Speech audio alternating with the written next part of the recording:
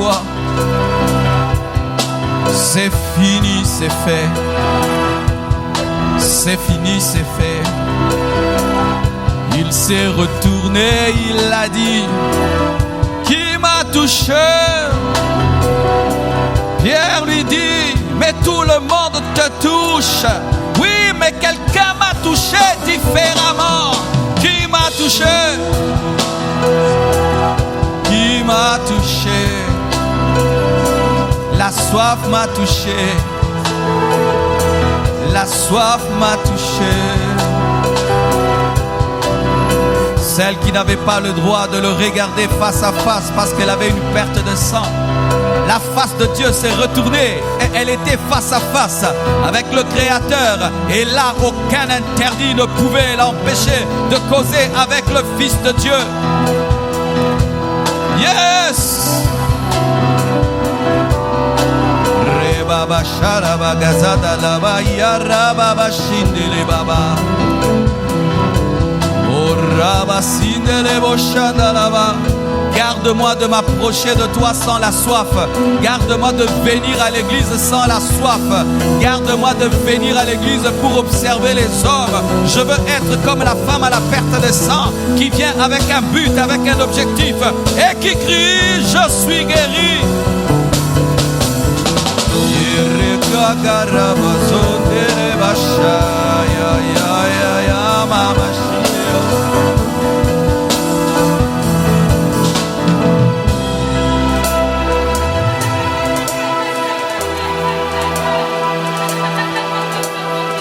J'ai été vu sur la croix.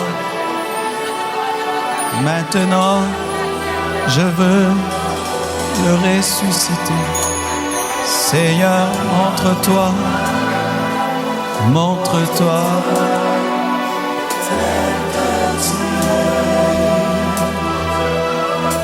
J'ai été vu sur la croix. Maintenant, je veux le ressusciter. Seigneur, montre-toi, montre-toi.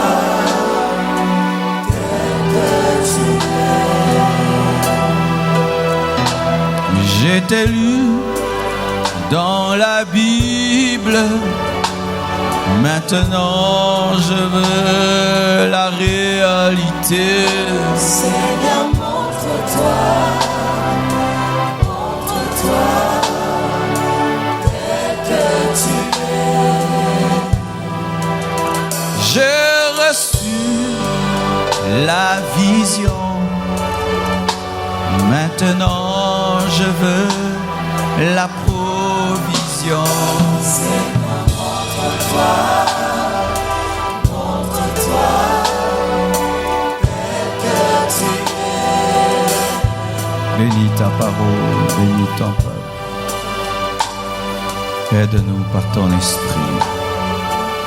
Fais-nous grâce, Père, de parler en esprit. Au nom de Jésus-Christ, j'ai ainsi prié. Amen. Nous acclamons le Seigneur. Salue ton voisin de gauche et de droite.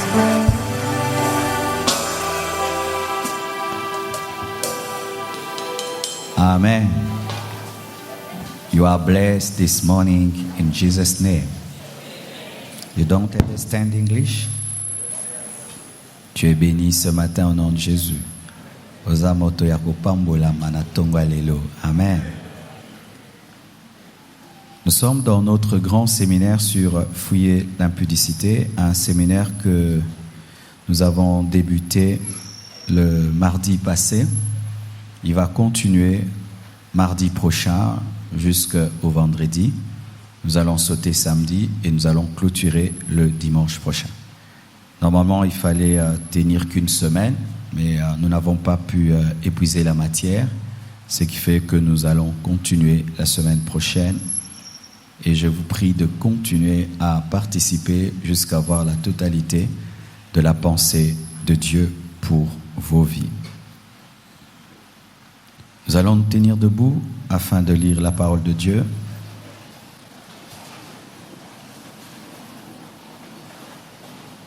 Nous sommes dans le livre de Lévitique 6, verset 12 jusqu'au verset 13. Le feu brûlera sur l'autel, il ne s'éteindra point. Chaque matin, le sacrificateur y allumera du bois, arrangera l'holocauste et brûlera la graisse des sacrifices d'action de grâce. Le feu brûlera continuellement sur l'autel, il ne s'éteindra point. Proverbe 26, verset 20. Proverbe 26, verset 20. Faute de bois, le feu s'éteint. Et quand il n'y a point de rapporteur, la querelle s'apaise. Nous prenons la partie A, faute de bois, le feu s'éteint. Philippiens 3, verset 17. Vous y êtes? Soyez tous mes imitateurs, frères, et portez les regards sur ceux qui marchent selon le modèle que vous avez en nous. Un verset que je n'ai pas donné au premier culte. Soyez tous mes imitateurs, frères, et portez les regards sur ceux qui marchent selon le modèle que vous avez en nous. Nous terminons avec 2 Samuel 11, versets 1 à 4. 2 Samuel 11, 1 à 4. L'année suivante, au temps où les rois se mettaient en campagne, David envoya Joab avec ses serviteurs et tout Israël pour détruire les fils d'Ammon et pour assiéger Rabba. Mais David resta à Jérusalem. Un soir, David se leva de sa couche et comme il se promenait sur le toit de la maison royale, il aperçut de là une femme qui se baignait et qui était très belle de figure. David fit demander qui était cette femme et on lui dit: n'est-ce pas Bathsheba, fille d'Éliam, femme d'Uri, le Héthien? Et David envoya des gens pour la chercher. Elle vint vers lui et il coucha avec elle. Après s'être purifiée de sa souillure, elle retourna dans sa maison. Que Dieu bénisse sa parole. Asseyez-vous, s'il vous plaît. Hier, j'ai parlé de la génération des Samsons, parlant des personnes qui vivent dans l'impudicité, mais ayant l'onction de Dieu, des personnes qui ont des fortes grâces de Dieu, mais qui vivent dans la débauche. Un enseignement important, et beaucoup de gens hier ne sont pas venus parce que certains ont cru qu'il n'y aurait pas culte. Je vous prie de vous procurer le message d'hier à la table de la presse, et même d'aller déjà sur Facebook, Pasteur Marcelo Tunassi ou Presse Église Compassion. Vous allez voir la vidéo d'hier.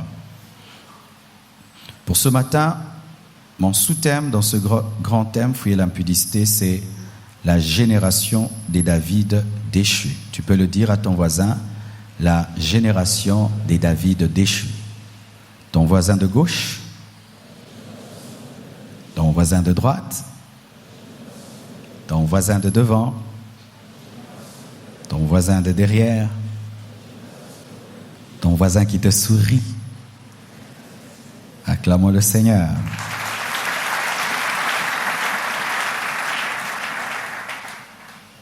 La génération des David déchus. Aujourd'hui, je vais parler en termes de relève, en termes de remplacement. Car Dieu est un Dieu de relève, un Dieu de remplacement. Cela déjà se révèle dans la nature. Lorsque tu observes la nature, tu vas constater un principe, la relève et le remplacement. Autour de nous, il n'y a que relève et remplacement. Déjà, quand tu respires, il y a relève et remplacement. Tu inspires de l'oxygène, tu expires du gaz carbonique. Tu inspires encore de l'oxygène, tu expires du gaz carbonique. Il y a relève, remplacement. Et sans cela, tu tombes et tu meurs. Paraît-il que l'homme meurt chaque seconde et il ressuscite à chaque seconde. C'est pourquoi on n'a pas le temps de voir qu'il est mort, car les vieilles cellules sont automatiquement remplacées par les nouvelles cellules chaque fois. Et l'homme vieillit parce que les anciennes cellules ne sont pas remplacées parfaitement par les nouvelles. C'est ainsi que progressivement, l'homme commence à vieillir. Mais si jusqu'à la fin de ta vie, les nouvelles cellules sont meilleures même que les anciennes, bien-aimé, tu ne mourras jamais. Même au sujet des journées, le premier jour est remplacé par le deuxième par le troisième, le vendredi est remplacé par samedi est remplacé par dimanche, et demain, dimanche sera remplacé par lundi. Le premier mois est remplacé par le deuxième par le troisième, jusqu'à ce qu'on arrive en décembre. Et quand nous crions bonne année en décembre, il y a encore janvier qui revient. Le jour fait place à la nuit, bientôt il fera nuit. Et dans la nuit, bientôt il fait matin. Le jour fait place à la nuit fait place au jour. La jeunesse fait place à la vieillesse et la vieillesse à la jeunesse. Ainsi de suite. L'homme né, muet, des fois aveugle, courbé, marchant à quatre pattes, et puis se redresse. Il marche, et il vieillit, et il marche encore avec un bâton, et puis il ne voit plus, il n'entend plus, il redevient ce qu'il était. Et puis il rentre encore à la poussière, car il est poussière. Et Lévitique 6, versets 12 à 13, parlant de la sacrificature, il y avait un principe, c'est que Dieu ne voulait pas que le feu s'éteigne. Alors, lorsque le feu était allumé par Dieu, il devait être entretenu par des nouveaux bois. Et chaque matin, le sacrificateur veillait à ce qu'il y ait la relève des bois.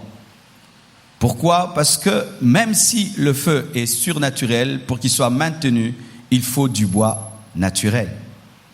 Ce qui est surnaturel et éternel était maintenu par ce qui était éphémère, ce qui est bizarre. Que les choses éternelles soient tenues par les choses éphémères, comme cet évangile qui accorde l'éternité prêché par une motte de terre que je suis. Une manière dont Dieu aime travailler, mélanger l'éternité à ce qui est mortel. Le feu était entretenu par des nouveaux bois. Donc lorsqu'il y avait sur l'autel 2 bois qui brûlaient, alors qu'ils étaient en train de se consumer déjà, le sacrificateur avait de côté de nouveaux bois pour les remplacer, et il avait sûrement dans son dépôt beaucoup de bois, de peur qu'il y ait rupture de stock, car s'il y a rupture de stock, il y a aussi rupture de feu. Amen. Vous savez tous que Dieu, nous parlons dans l'Ancien Testament, utilisait des ombres qui se concrétisent aujourd'hui dans le Nouveau Testament. Et lorsque nous lisons la parole de Dieu, l'homme aussi est du bois. Jésus-Christ s'est appelé bois. Il a dit, si on me fait à moi ceci, moi qui suis un bois vert, qu'est-ce qu'on vous fera à vous qui êtes des bois secs? Il voulait dire, si moi qui suis le Fils de Dieu, on me traite ainsi, qu'est-ce qu'on fera à vous qui êtes mes disciples? Si moi qui suis la vie, on me traite ainsi, qu'êtes-vous, vous qui êtes mortels? Le bois. Frères et sœurs, qu'un bois soit long, qu'il soit de bonne qualité, qu'il le veuille ou pas, s'il est en contact avec le feu, il finira par se transformer en cendre. Qu'on aime beaucoup ce bois ou pas, tôt ou tard, il finira par passer. Quelle que soit la grandeur du bois, le bois finit toujours par se transformer en cendre. Quelle que soit la grandeur du ministère d'un homme de Dieu, le bois finit toujours par se transformer en cendre. Quels que soient les miracles et les prodiges que Dieu a fait, le bois finit toujours par se transformer en cendre. Et le grand sacrificateur, le sachant, a toujours de côté des bois provisions qui vont remplacer le bois qui est sur l'autel. Vous comprenez ce que je suis en train de dire? Alléluia. Bien-aimés frères et sœurs, quand il n'y a pas de nouveau bois sur l'autel, le feu disparaît et l'holocauste ne point consumé. Car l'holocauste a besoin de feu et le feu a besoin de bois. Et ainsi le sacrifice s'arrête et le culte s'arrête, l'œuvre de Dieu s'arrête parce qu'il n'y a pas de bois. Non pas parce qu'il n'y a pas de feu, mais parce qu'il n'y a pas de bois qui ne peut entretenir le feu. Et l'holocauste reste intact sur l'autel et l'holocauste finit par pourrir, attirer des mouches et amener une infection. Lorsque il n'y a pas de relève, le sacrifice s'arrête.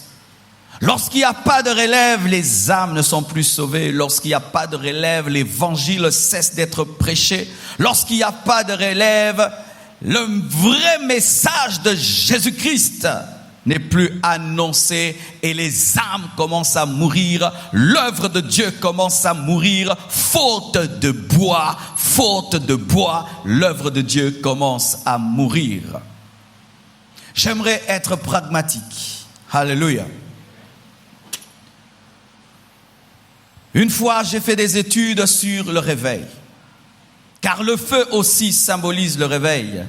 Et j'ai remarqué ceci, que le réveil va comme une vague. Vous voyez, la vague a une crête et la vague a toujours un fond. Il y a toujours le fond de la vague et il y a toujours la crête de la vague. Et qu'est-ce qui arrive lorsqu'il y a un homme de Dieu consacré, vivant dans la sainteté, ayant la passion des âmes, la vague est au sommet. Mais lorsque cet homme, Dieu le prend, ou il meurt, ou Dieu le fait voyager, qu'est-ce qui arrive lorsqu'il n'y a pas de relève? La vague descend. Et cela est arrivé au temps de William Booth, au temps de William Carey, au temps de Wesley, de Finney, de John Knox, au temps d'Heidi Nabala. Cela est arrivé chaque fois qu'il y avait un revivaliste sans qu'il y ait de relève. Bien-aimés, cette église, nous bénissons, Dieu est en train de grandir. Nous avons vu des choses formidables en semaine.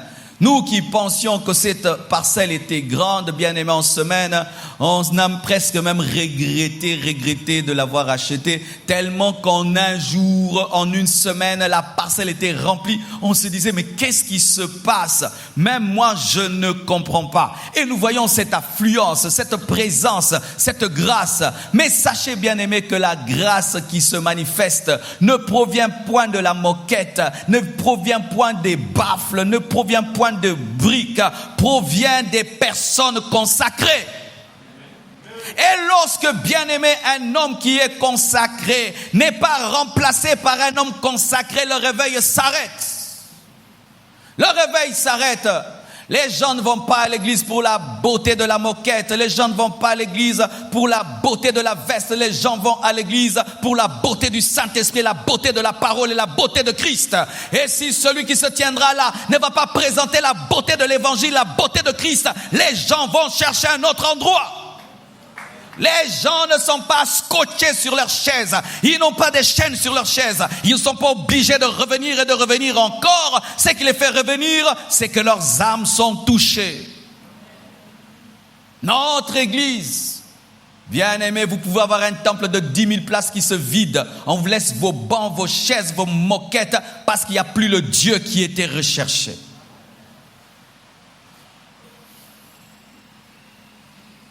Bien-aimés frères, sœurs, faute de bois, le feu s'éteint.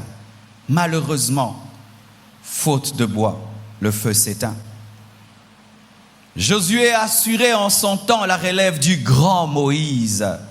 Lui n'a pas eu le buisson ardent. Alléluia. Lui n'a pas eu les mêmes expériences que Moïse. Mais il a reçu ce qui était en Moïse. Il a reçu la formation de Moïse. Et il pouvait faire ce que Moïse n'a pas fait. Pas dans le domaine des miracles, mais dans l'accomplissement de la parole. Josué était à côté de Moïse et il a réussi. Élisée a reçu l'onction d'Élie. Jésus est venu après Jean-Baptiste et il a fait plus que Jean-Baptiste. Les apôtres ont assuré la relève de Jésus. Les revivalistes ont assuré la relève des apôtres. Et nos pères, les Heidi Nabala, Verneau, ont assuré la relève des revivalistes. Et la question que je pose, est-ce que nous sommes en train d'assurer la relève d'Heidi Nabala? Si Heidi Nabala a ressuscité, est-ce qu'il peut dire que nous sommes sa relève? Est-ce qu'il peut dire que nous craignons Dieu comme lui? Est-ce qu'il peut dire que nous cherchons Dieu comme lui? Est-ce qu'il peut dire que nous sommes sa relève ou nous sommes sa honte? Est-ce que Verno peut dire que je suis sa relève? Est-ce que Verno peut le dire? Est-ce que mon pasteur peut dire que je suis sa relève? Faute de bois, le feu s'éteint. La relève a toujours un défi. Et cela se révèle dans les paroles d'Élie. Dans 1 Roi 19, verset 4b, il dit « C'est assez maintenant, Éternel. Prends mon âme, car je ne suis pas meilleur que mes pères. » Lorsque tu es la relève d'un homme de Dieu, tu dois faire plus que lui. Tu dois faire plus que ton père. Et même dans le domaine charnel, tu dois faire plus que ton père, plus que ta mère. La relève doit faire plus. La Bible dit que la gloire de la seconde maison sera plus grande que la gloire de la première maison. Le Nouveau Testament est plus glorieux que l'Ancien Testament. Élisée a fait plus de miracles qu'Élie. Josué a réussi là où Moïse s'est arrêté. Jésus-Christ est venu après Jean-Baptiste, il a baptisé d'Esprit Saint et de feu, alors que Jean-Baptiste baptisait d'eau. Et Jésus-Christ, lorsqu'il nous parle, il nous dit, vous ferez les miracles que j'ai faits, vous en ferez des plus grands si vous croyez en moi. Paul est venu après Pierre et tous les autres, il a fait plus que. Le défi de la relève, ce n'est pas de faire comme la première génération. Le défi de la relève, c'est de faire plus que. Une relève qui ne fait pas plus ou qui fait moins est un échec. Cela même se révèle dans notre nature. Lorsque les gens de ce monde font une voiture, ils font toujours mieux. Mercedes 100, 190, 200. Et vous voyez, c'est toujours mieux. Plus d'options. Un nouveau téléphone, plus d'options. Il n'y a pas de nouveau téléphone qui soit moins que les anciens téléphones, car la relève doit aller toujours d'excellence en excellence et de gloire en gloire. Lorsque tu viens après quelqu'un, tu dois faire plus que. Pourquoi? Parce que tu as profité de ses erreurs. Lorsque tu joues au jeu des fléchettes, rarement la première flèche atteint l'objectif. Mais tu vas voir, la quatrième va atteindre l'objectif. Pourquoi? Tu te corriges. À force de lancer, tu te corriges et au quatrième lancer, tu atteins le but parce que tu t'es servi des erreurs des premières trajectoires. Vous devez faire plus que moi. Vous devez être plus que moi. Je dois être plus que mon pasteur. Pas par rivalité, par compétition. C'est la loi de Dieu. C'est la loi de Dieu. La nouvelle Jérusalem céleste sera plus glorieuse que l'ancienne Jérusalem céleste. Pourquoi? Dieu va toujours de gloire en gloire.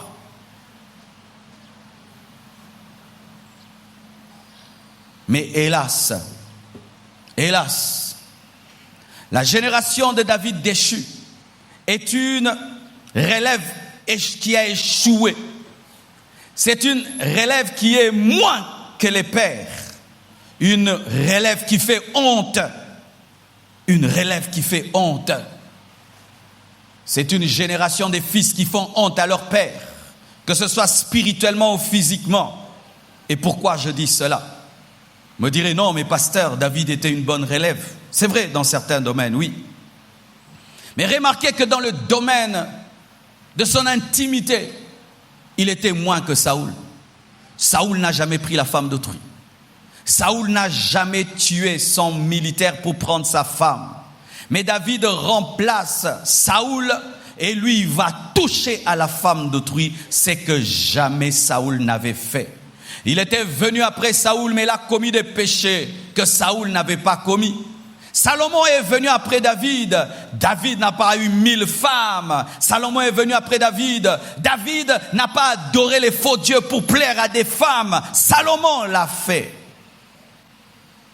Les David déchus, ce sont des fils, ce sont des filles qui doivent faire mieux que leur père, mais au contraire sont en train de faire la honte. Qui sont en train de tomber dans les péchés de leur père et qui font pire que leurs parents. Son père est polygame et lui il a 4 femmes. Son père s'est arrêté à 2, lui il en a 7. Mais pire encore, ce sont des fils et filles qui proviennent des bonnes familles, où tu as eu un père fidèle à votre maman. Jamais tu n'as entendu que ton père a trompé ta mère, mais toi tu vis dans la débauche. Qui t'inspire? Tu tires ton exemple de qui? Tu as une mère fidèle à papa, qui vieillissent ensemble, mais toi tu trompes ton mari, qui t'inspire. Qui t'inspire. Tu es dans une église dans laquelle le pasteur est fidèle à sa femme. Il ne court pas avec les sœurs, mais toi tu es débauché. Qui t'inspire? Tu es une honte. Une honte. Je comprendrai certains, et là je dis je comprendrai avec guillemets, que quelqu'un ait une mère prostituée et puis se livre à la prostitution, qu'un garçon puisse avoir un père coureur de jupons et puis fait comme son père. Mais toi, ton père, c'est un homme sérieux, ta mère, c'est une femme excellente. Mais pourquoi tu es dans la débauche? Tu es une honte. Une honte pour ta source. Tu es une honte pour ton école. Tu es une honte pour ceux qui devaient être tes modèles. Paul dit, soyez mes imitateurs comme je le suis de Christ. Paul dit, imitez. Oui, il faut imiter les hommes qui marchent comme des modèles. Il faut les imiter. Frères, sœurs, êtes-vous ma gloire? Êtes-vous ma gloire?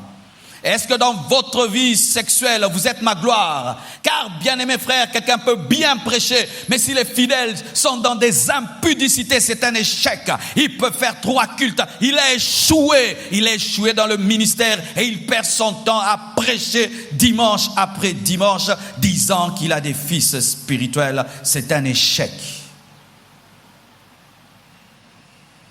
Si je t'accompagnais et que je devenais invisible, partout où tu vas, je suis, serais-je fier de toi? Si je devenais invisible à côté de toi et partout où tu es, je suis, je dirais oh merci Seigneur, voilà cette personne pratique la parole où je vais regretter.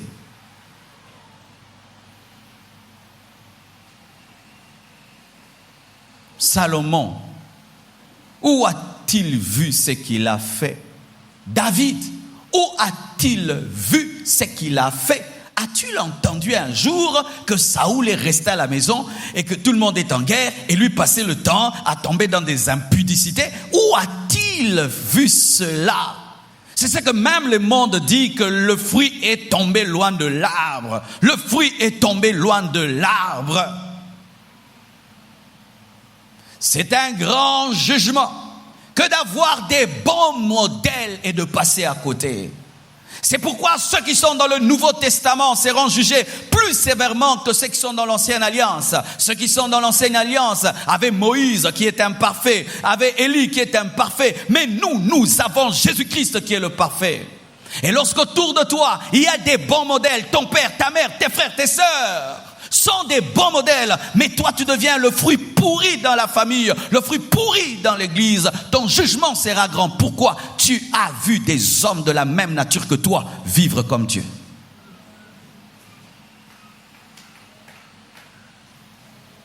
Toute une famille, tout le monde, carreau, mais toi tu es dans l'impudicité.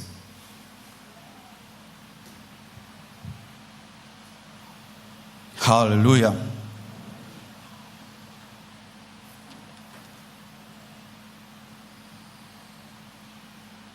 Il est possible, frère, de perdre les traces laissées par un bon modèle. Le Nouveau Testament, quand nous le lisons, Corinthe, c'est l'Europe.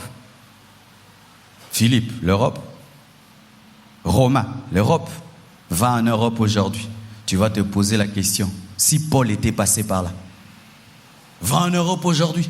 Tu vas chercher Éphèse, disparu. Des grands prédicateurs revêtus de force, de puissance, des Wesley, tout le reste, sont passés aux États-Unis. Va aux États-Unis aujourd'hui. Va chercher, tu vas trouver l'homosexualité, tu vas trouver le lesbianisme. Pourquoi? La relève n'a pas été assurée. Des prédicateurs prêchant la sainteté ont été remplacés par des prédicateurs prêchant la motivation. Des prédicateurs prêchant les cœurs des hommes ont été remplacés par des prédicateurs prêchant les poches des hommes. Des prédicateurs prêchant pour que les cœurs viennent à Dieu ont été remplacés par des prédicateurs stars. Des prédicateurs qui prêchaient pour que les gens aillent au ciel ont été remplacés par des prédicateurs qui voulaient que les gens deviennent millionnaires. Et ils ont des grands temples, moquettes, climatisés et tout, remplis, bondés, mais dedans, il n'y a point la vie de Dieu.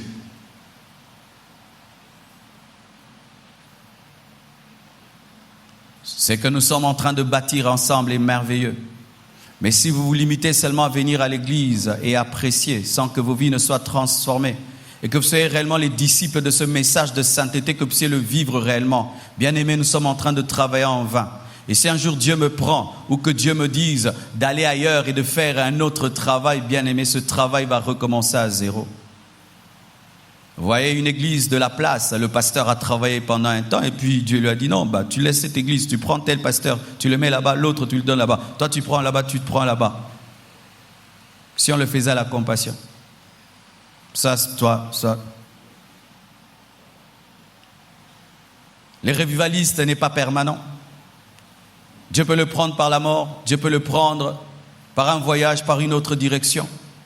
Mais si lorsque il venait écouter l'homme de Dieu qui a fait ce partage, il venait l'écouter comme si c'était là en permanence. Ah, tu l'as écouté. Ah, je l'écouterai prochainement. Est-ce que tu as fait ce que... Ah, je le ferai. Et puis, il prend vous là, et lui, il a un bureau. Pratiquez-vous, c'est quand vous prêchez. Depuis que ce séminaire a commencé sur l'impudicité, tu ne prends aucune décision. Tu attends la fin du séminaire pour prendre une décision. Et je vous assure, le plus grand bonheur d'un prédicateur, c'est lorsque il marche avec Dieu et les gens marchent comme lui. C'est ce que Paul disait, soyez mes imitateurs comme je le suis de Christ. Le bonheur d'un prédicateur, c'est lorsqu'il te regarde, il dit vraiment mon message l'a transformé.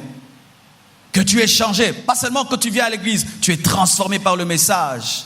Et tu te dis que je ne me réveille pas très tôt matin pour rien. Je ne jeûne pas en vain, je ne lis pas cette Bible en vain. Ils écoutent. Un jour, Jésus-Christ a dit, jusqu'à quand vous supporterai-je? Fatigué même de l'incrédulité de ses disciples et de leur lenteur dans l'entendement et dans la croissance.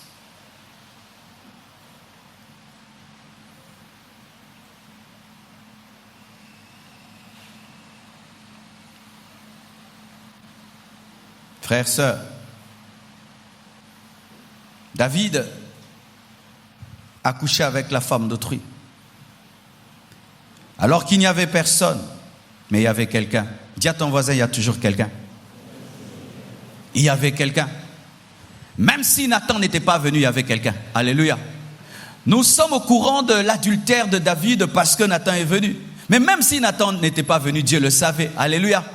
Dieu sait chaque fois que nous commettons des choses dans des chambres, dans des hôtels, dans des endroits. Dieu voit. Mais l'exemple de David est là seulement pour nous révéler que Dieu voit tout. Il tue le mari d'autrui et il prend sa femme et il reste tranquille. Et le prophète Nathan entre dans sa maison. Alléluia. Que Dieu nous donne des prophètes qui disent aussi adultère. Mais vraiment, que Dieu nous donne des prophètes qui parlent aussi de l'adultère. Chers prophètes, pourquoi vous parlez que des numéros de téléphone? Chers prophètes, pourquoi vous parlez seulement des noms de nos grands-parents? Chers prophètes, pourquoi vous donnez que les noms des avenues et des adresses? Vous êtes devenus la commune. Ça, c'est quelle onction de prophétie qui donne que des numéros de téléphone, l'âge des gens, les pointures des gens, la couleur des chaussettes? Ça, c'est quel genre de prophète qui ne donne que les avenues et le numéro de compte en banque? Bien aimé, vous pensez que si Ésaïe prophétisait ainsi, il y aurait des repentances? Tu me donnes mon numéro de téléphone et puis ça fait quoi? Ça fait quoi? Je vais d'ailleurs te le donner sans prophétie. Il n'est pas entré chez David. David, hier tu avais porté une robe qui avait une couleur noire. David, Dieu m'a révélé le nom de ton grand-père. Non, il a dit, pourquoi tu as pris la femme d'autrui? Dire cela à un roi peut te coûter la vie. Mais sa vie, c'était annoncer ce que Dieu lui disait. Que Dieu nous donne des messagers qui sont prêts à mourir pour leur message. Que Dieu nous donne des messagers qui sont prêts à perdre des relations pour leur message. Que Dieu nous donne des messagers qui sont prêts à laisser leur tête dans la maison du roi. Mais au moins, j'ai parlé. Pourquoi tu as pris la femme d'autrui? Il a maudit le roi. Il a maudit le roi dans sa maison. Il est parti. Mais que Dieu bénisse David. Il pouvait se comporter aussi comme Hérode, tuer David comme, tuer Nathan comme Hérode a tué Jean-Baptiste. Mais il ne l'a pas fait. Pourquoi? Il a quitté l'onction royale et il est devenu un adorateur. Et il a demandé à Dieu pardon.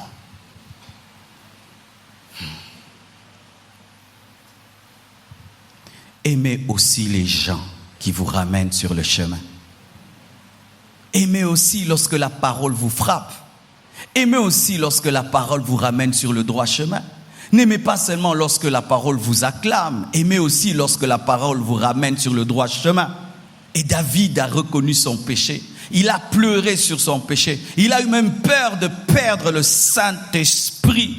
Il a pleuré sur ce péché automatiquement. Il a pleuré sur son péché. Et le Dieu de grâce et de miséricorde lui a pardonné. Et il lui a donné maintenant cette femme comme femme. Ce n'était plus une femme volée. Il a épousé cette femme. Et au travers de cette femme, Dieu avait tué le premier enfant du péché. Mais il lui a donné Salomon au travers de cette femme. Et la Bible nous dit que David est mort rassasié de jours. Et même dans sa vieillesse, Dieu continue à combattre pour lui. Et lorsque Absalom a touché à son autorité, Dieu a tué. Pourquoi? Il s'était repenti. Lorsque tu sens que tu es la honte de ton père, la honte de ta mère, lorsque tu sens que tu es la honte pour Jésus-Christ et que tu as une mauvaise relève, ne t'endurcis pas en soignant la forme sans avoir le fond. Ne t'endurcis pas, ne t'entête pas. Oh non, c'est en leur temps. En leur temps, c'était facile. En notre temps, c'est dur. Au temps de nos pères, c'était facile. Maintenant, c'est difficile. Ma mère a fait ce qu'elle a fait parce qu'elle, c'est dans leur temps. Mais maintenant, ne donne pas de réponse. Tombe sur tes genoux et demande pardon. Il s'est repenti. Il a demandé pardon. Il avait un cœur de Dieu. Dans l'église à Malamu, au début, voici ce qui est arrivé. On peut prêcher la parole comme ça. Quelqu'un revient ici, tombe. Il dit qu'il reçoit encore Jésus. Mais il avait déjà reçu. Il dit non, je le reçois encore. Je ne l'avais pas bien reçu. On les avait tellement éduqués à être des repentants. De sorte que pendant une prédication, ils pouvaient même crier à haute voix leur péché. Et il n'a que faire de ce que vous dites. Lui, il veut être en relation avec Dieu. Autant des prédicateurs du réveil, quand on prêchait un tel message, les gens n'attendaient même pas la fin du message pour se repentir. Ils n'avaient pas besoin d'une bonne conclusion homilétique, mais quand l'esprit concluait, il concluait et se repentait. Et des fois, il criait en pleine prédication, Seigneur, pardonne-moi. Mais nous commençons à écouter la parole de Dieu comme si nous étions à l'université, comme si nous étions au Sénat, écoutant seulement la forme, la phraséologie, sans comprendre le fond. Le fond de mon message, c'est que tu dois te repentir.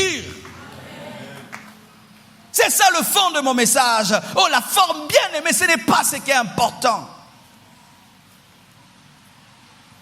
Est-ce que Dieu est fier de toi? Tu es la relève de Jésus. Il a dit, il vous est avantageux que je m'en aille afin que vienne le Saint-Esprit. Et lorsque le Saint-Esprit est venu, c'est Pierre qui parlait à la place de Jésus. C'est Pierre qui a continué la mission de Jésus. Et les apôtres ont réussi. Ils ont amené l'évangile jusqu'en Afrique, jusqu'aux extrémités de la terre. C'est que Christ n'avait pas fait. Ils l'ont fait. Ils ont été une bonne relève. Est-ce que nous sommes en train de le faire?